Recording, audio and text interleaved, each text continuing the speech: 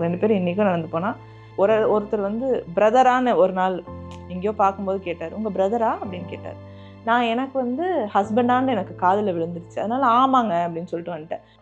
இவர் அந்த பக்கம் அவர் பிரதரான்னு கேட்குறாரு. ஐயோ, ஏன்னா எனக்கு ஸ்ட்ரைக்கே ஆகாது, அவங்க வந்து அப்படி கேட்குறாங்க. எங்கள் வீட்டில் எங்கள் அப்பா அம்மா 2 பேருமே குள்ளம், அதனால் மோஸ்ட்லி எல்லாருமே குள்ளமாக தான் இருப்போம். நாங்கள் ஒரு 2018 2022 இயர்ஸ் 2.5 இயர்ஸ் கிட்ட சும்மா பேசிட்டு தான் இருக்கோம். ஆனால் எங்கே டிரான்சிஷன் நடந்துச்சு அப்படின்னா, இந்த பொண்ணு பார்க்குற டாபிக் எப்போவுமே நாங்கள் பேசும்போது நடக்கும். அப்போது வந்து இன்னும் பொண்ணு பார்த்துட்ருக்காங்களா அப்படின்னு கேட்டாங்க. என்னைக்காவது ஃபோன் பண்ணோன்னா எங்கே இருக்கீங்க, பொண்ணு பார்க்க போயிட்டுருக்க அப்படின்னு. 2 வருஷமாக அங்கே பொண்ணு பார்க்குறீங்க, மனசாட்சி இல்லை அங்கே பொண்ணை இல்லைங்க, என்ன மாதிரி ஆட்களுக்கெல்லாம் யாருங்க பொண்ணு கல்யாணம் பண்ணிக்க யார் ரெடியாக இருக்கா, யாரும் லவ்வும் பண்ண மாட்டாங்க, அவங்க கேர்ள் ஃப்ரெண்ட்ஸ் நம்மளுக்கு இன்ட்ரடியூஸும் பண்ணி வைக்க மாட்டாங்க அப்படின்னு ரொம்ப இதுவாக மாதிரி ஜாலியாக பேசும்போது சொல்லிட்டு இருப்பாரு. 4-5 பொண்ணுங்க பார்த்தோம், அரசியல் ரீதியாக பார்த்தோம், எதுவுமே வந்து நமக்கு சரியாக அமையல. நான் யாரையும் ரிஜெக்ட் பண்ணல, ஆனால் ஏதோ அமையல, அந்த மாதிரி அமையல. அந்த சமயத்தில் தான் இவங்க வந்து இவங்க சொன்ன அந்த நிகழ்ச்சியில் நாங்கள் வந்து சந்தித்தோம். அந்த கூட்டத்தில் இவங்க மட்டும் கிராப் கட்டிங் பண்ணிவிட்டு ஒரு பிளாக் டிஷர்ட் போட்டிருந்தாங்கன்னு நினைக்கிறேன். அந்த மாதிரி பெரியார் டிஷர்ட் நினைக்கிறேன், பெரியார் படம் போட்ட ஒரு டிஷர்ட். ஃபஸ்ட்டு ஃபேஸ்புக்கில் ரெக்வஸ்ட் கொடுக்கும்போது அவரோட ரிப்ளை வந்து ஃபேக் அக்கௌண்ட்டா அப்படின்ற எண்ணத்தில் தான் என்கிட்ட பேசுகிறாரு. எனக்கெல்லாம் பொண்ணுங்க ரெக்வஸ்ட் கொடுக்க மாட்டாங்களே, இது ஏதோ அதிசயமாக இருக்கே அப்படின்றதால. இந்த கோவிட் டைமில் தான் அது ரொம்ப சீரியஸாக நான் எடுத்து இவர்கிட்ட கேட்டேன். பொண்ணு பார்த்துட்ருக்கீங்களா? ஆமாம் பார்த்துட்ருக்கேன். கிடச்சிதா? கிடைக்கல, செட் ஆகலை, சரி நான் கல்யாணம் பண்ணிக்கலாம், நீங்கள் ஓகே சொன்னீங்கன்னா கல்யாணம் பண்ணிக்கலாம் அப்படின்னாரு. சரிங்க நான் யோசிச்சுட்டு சொல்கிறேன் அப்படின்னு சொல்லி. அவர் வந்து நம்பவே இல்லை, கடைசி வரைக்கும் நம்பலை. ஆனால் முறையாக அவங்க சீரியஸாக சொன்னது, அதனால் இப்போ கூட நான் அதை சீரியஸாக சொன்னதாக நினைக்கல. அதை சொன்ன உடனே பயங்கரமாக சிரித்தேன்.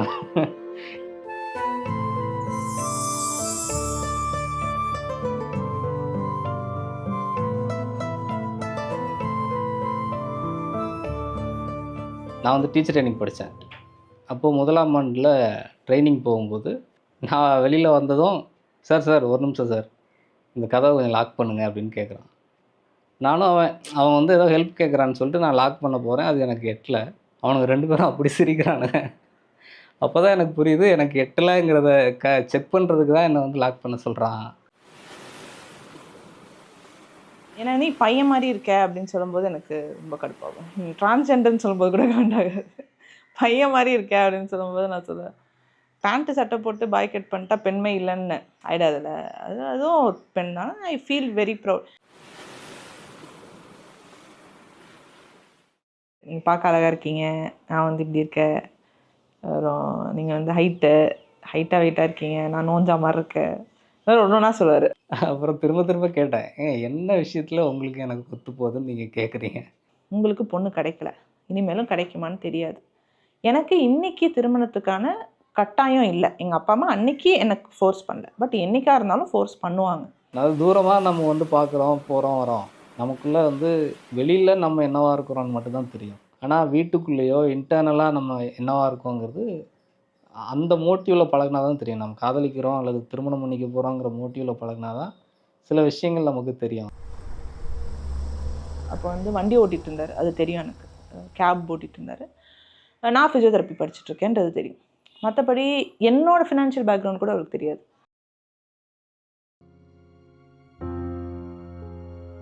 ஜனவரி 1ஆம் தேதி சொல்லிக்கலாம், கன்ஃபார்ம் பண்ணிக்கலான்ட்டு இருக்கிறேன்.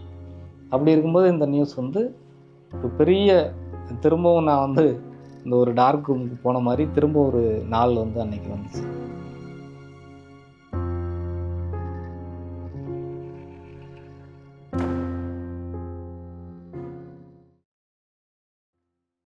அவங்களுக்கு யாருக்குமே தெரியல, அவங்க ஃபேமிலிக்கும் தெரியல, அவங்களுக்கும் தெரியல. இதில் ஒரு கட்டி மாதிரி இருக்குது, என்னன்னு பாருங்கள் அப்படின்னு. நான் வந்து என் மனசில் என்னென்னா, டிபி கட்டி இப்படி தான் இருக்கும், எனக்கு வந்திருக்கு, அதனால் டிபியாக இருக்கும், உடனே செக் பண்ணிடுவான்னு சொல்லி தான் செக் பண்ணோம். ஸோ ஃபஸ்ட்டு வந்து ஒரு எக்ஸ்ரே எடுத்தோம். அந்த எக்ஸ்ரேயில் பல்மனாலஜிஸ்ட் வந்து ஏதோ டிஃப்ரெண்ட்டாக இருக்குது அப்படின்னாரு. அதுக்கப்புறம் அதுலேருந்து சிடியில் வந்து லங்லலாம் வந்து ஏதோ கட்டி இருக்குன்னு தெரிஞ்சிருச்சு. அதான் என்ன கட்டின்னு தெரியல. ஓவரால் ரிசல்ட் வரும்போது கேன்சர்னு சொன்னாங்க.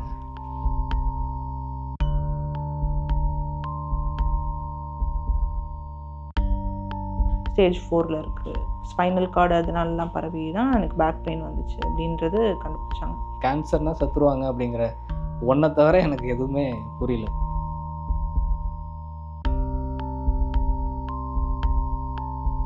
நான் வந்து தெரிஞ்சுட்டு ஃபஸ்ட்டு அவர்கிட்ட தான் சொன்னேன், இருக்கணும்லாம் அவசியம் இல்லை, கிளம்புறேன்னா கிளம்பிக்கலாம், பிரேக்கப் பண்ணிக்கலாம். அதுலேயே நான் ரொம்ப ரொம்ப ப்ராக்டிக்கலாக நான் பேசுகிறேன். நாளைக்கு இருப்பெல்லாம் இருக்க மாட்டலாம்லாம் தெரியாது. நீங்கள் வந்து என் கூட கமிட் ஆகிட்டு உங்கள் லைஃப்பை நீங்கள் வந்து சாக்ரிஃபைஸ் பண்ணிக்கணுன்ற அவசியம் எனக்கு வந்து கிடையாது. அது நான் உங்கள்கிட்ட வந்து எக்ஸ்பெக்டும் பண்ணலை. இப்போ தான் நமக்கு ஏற்ற மாதிரி ஒரு பொண்ணு வந்திருக்கான்னு அவர்கிட்ட பழக ஆரம்பிச்சிருவோம். எப்போ எனக்கு வந்து ரொம்ப பெரிய ஒரு வில் பவர் வந்துச்சு, இல்லை நம்ம வந்து ஃபைட் பண்ணுவோம் கூட நிற்போம் அப்படின்னு வந்துச்சுன்னா, அடுத்த நாள் இவங்க கீமோ வந்து ஸ்டார்ட் பண்ணும், கீமோதெரப்பி வந்து ஸ்டார்ட் பண்ணும். முந்தின நாள் சந்திச்சிடலாம் அப்படின்னு போகிறோம். போனால் இவங்க வந்து ஃபுல்லாக மொட்டை அடிச்சுட்டு வந்து ஒரு டிஷர்ட் போட்டு ஒரு பார்க்கில் தான் சந்திப்போம். அவள் வந்து உட்காந்துருக்காங்க, எனக்கு முன்னாடி வந்து உட்காந்துருக்காங்க. எனக்கு வந்து பயங்கர அதிர்ச்சி. நான் போய் கேட்குறேன், ட்ரீட்மெண்ட் முடிஞ்சால் தானே இந்த முடி உதிரும், ஏன் இப்போவே போய் மொட்டை அடிக்கிறீங்க அப்படின்னு கேட்டேன். இவங்க வந்து என்ன சொன்னாங்கன்னா, முடி உதிர்ந்தால் தானே கஷ்டமாக இருக்கும், முடி உதிர்றத நம்ம பார்த்தா தானே கஷ்டமாக இருக்கும், அதனால் நான் மொட்டை அடிச்சிட்டேன் அப்படின்னு சொன்னாங்க.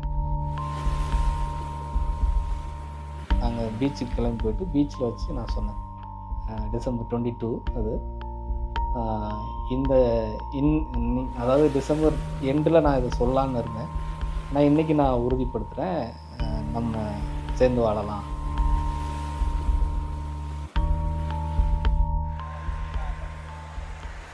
இப்போ ஒரு கேன்சர்னு வந்துட்டாலே நம்ம ட்ரீட்மெண்ட்டுங்கிறது எந்த கேன்சராக இருந்தாலும் surgery, beyond surgery, chemotherapy, radiotherapy, அந்த மாதிரி நிறைய ட்ரீட்மெண்ட் ப்ரோட்டோகால்ஸ் இருக்குது. என்ன ஸ்டேஜ் கேன்சரில் அவங்க இருக்காங்கங்கிறதும் ரொம்ப ரொம்ப முக்கியமாக இருக்குது.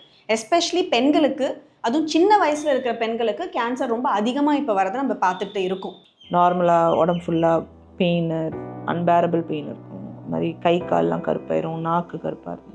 அப்புறம் ஃபஸ்ட்டு கீமோ கொடுக்கும்போது ரொம்ப அன்கான்ஷியஸாக மூச்சோட ரொம்ப கஷ்டப்பட்டு ரொம்ப அன்கான்ஷியஸாக போனேன்.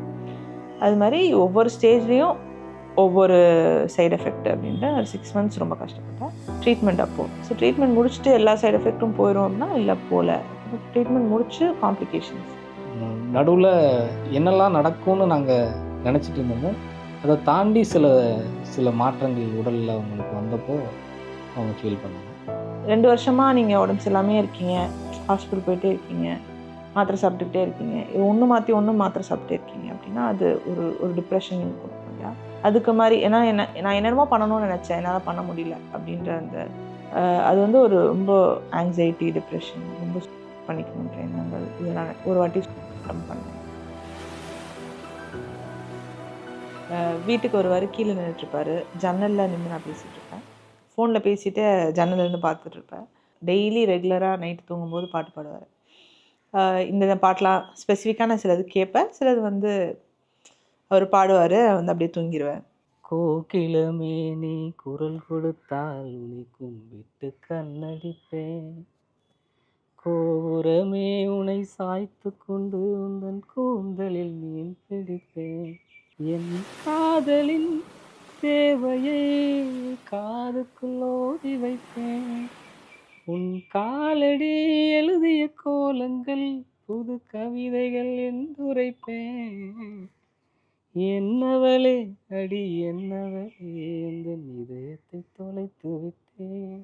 ஒரு 2 இயர்ஸாக நான் மொட்டையில் தான் இருக்கேன். முடி வளர்ந்தாலும் பேட்சாக இருக்கும். ஒரு நாள் ரொம்ப அன்கம்ஃபர்டபுளாக இருக்கும், திரும்ப கொட்டிக்கிட்டே இருந்தது. ஸோ அதனால் வந்து நான் அது மொட்டையிலே தான் இருந்தேன். சாவின் விளிம்புக்கு போயிட்டு திரும்பி வந்த அந்த தாக்கம் வந்து இருக்கும். எது மேலேயுமே வந்து நம்பிக்கை இருக்காது. எல்லாத்து மேலுமே சில நேரம் வெறுப்பு இருக்கும். யாரையுமே வந்து நமக்கானவங்களா, ஒரு நம்பிக்கையான ஆட்களா அவங்களுக்கு வந்து நம்மளால் சொல்லி புரிய வைக்க முடியாது. எமோஷ்னல் டிப்ரெசிவ் ஆங்ஸைட்டி தாட்ஸ்லாம் இருக்கும்போது நான் வந்து சொல்லிகிட்டே இருப்பேன். அதுலேருந்து நான் வெளியே வந்தது காரணம் அதுலேருந்து தான்.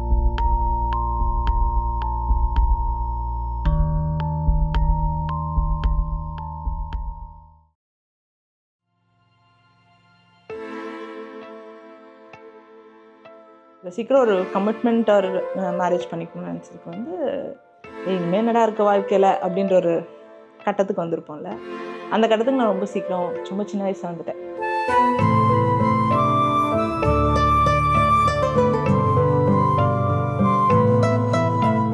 அப்புறம் எங்கள் மாமா தான் அடுத்த நாள் வந்து காலையிலே கூப்பிட்டாரு நியூஸ் பேப்பர் பார்த்தியா அப்படின்னாரு. இல்லையே மாமா, ஏன் என்னாச்சு? உன் ஃபோட்டோ போட்டிருக்காங்க. யாருக்கும் தெரியாமல் கல்யாணம் பண்ணோன்னே இப்போ என்ன பேப்பர்லாம் வந்துச்சு அப்படின்னு கலாய்ச்சிட்டு, யாருக்கும் தெரியாமல் பண்ணணும்னு நினச்சா இப்போ பார்த்தீங்களா தமிழ்நாட்டுக்கே தெரியுற மாதிரி ஆயிடுச்சு அப்படின்னு.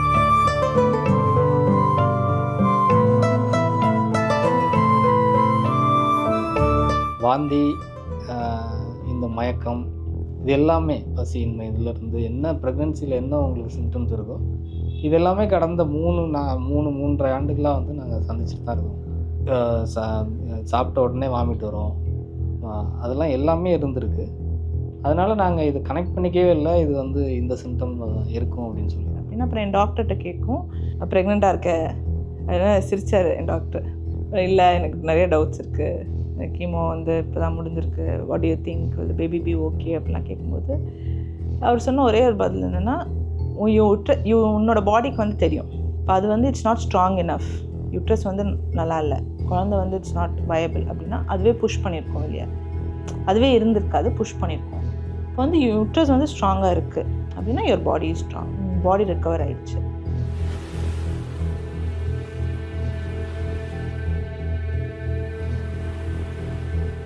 Shruti and her husband, ரெண்டு பேரும் is such a memorable day for me because to come and listen to their history, அவங்க என்னெல்லாம் go through பண்ணியிருக்காங்க and go through that ஒரு dark tunnel of cancer treatmentன்னு வந்துட்டு அதுக்கப்புறமா to see a light at the end of the tunnel, அந்த ஒரு லைட்டை பார்த்துட்டு அதுலேயும் அந்த அவங்களோட ஓவரிஸ் வந்து ஒரு எக்கை தன்னால் ப்ரொடியூஸ் பண்ணி அவங்க அந்த ஒரு ப்ரெக்னென்ட் ஆனாங்கங்கிறது இஸ் டெஃபினெட்லி ஒரு டெஸ்டினி.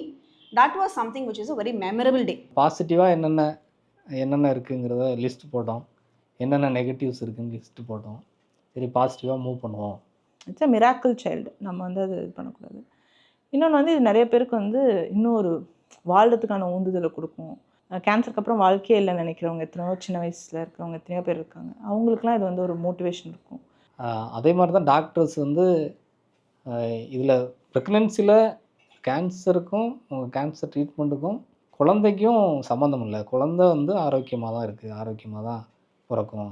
இதை நினச்சிக்கிட்டு நீங்கள் வந்து குழந்தைய அணுக வேண்டாம் அப்படின்னு தான் டாக்டர்ஸ் வந்து சொன்னாங்க. கேன்சர் பேஷண்ட்டு சர்வைவ் ஆகிட்டு ஒரு கேன்சர் வாரியராக இருக்கும் பொழுது நம்மளுக்கு இன்னொரு க்ளோஸ் ஃபாலோஅப் இருக்கணும்.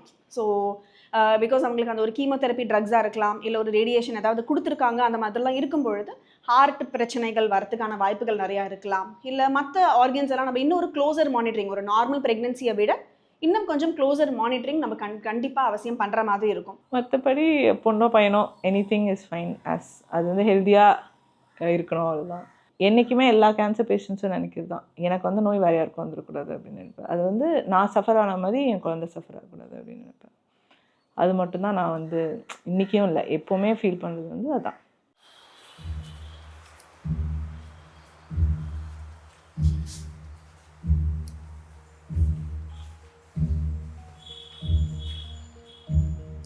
ஒரு நார்மல் செக்கப்புக்கு கிளினிக்கு வரும்பொழுது பார்த்தா ஒரு பேபியோட ஹார்ட் பீட்டில் சில மாற்றம் தெரிஞ்சுது கிளினிக்கில். ஸோ இம்மீடியட்டாக நம்ம ஹாஸ்பிட்டலுக்கு அவங்க ட்ரான்ஸ்ஃபர் பண்ணி ஒரு எமர்ஜென்சி மாதிரியான ஒரு சிச்சுவேஷனுக்கு ஆயிடுச்சு.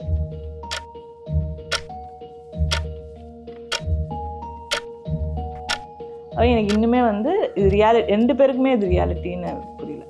அதனால் கையில் குழந்தை வந்தக்கப்புறம் தான் நாங்கள் 2 பேரும் வந்து ரியாலிட்டி சென்ஸ்க்கே வருவோம்னு நினைக்கிறேன்.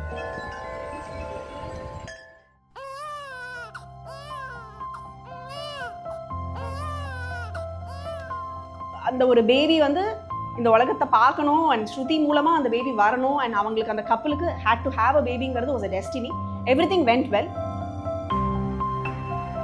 So the baby and Shruti எல்லாமே நார்மலாக இருந்தது. டெலிவரி எல்லாம் the process was very good.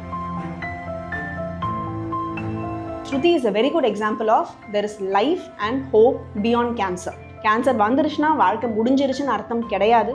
You can have a normal life. இந்த மாதிரியான ஒரு ஃபேமிலியை ஸ்டார்ட் பண்ணுறதுலேருந்து எல்லாமே சாத்தியம் அப்படிங்கிறதுக்கு அந்த கப்பல் இஸ் அ குட் எக்ஸாம்பிள்.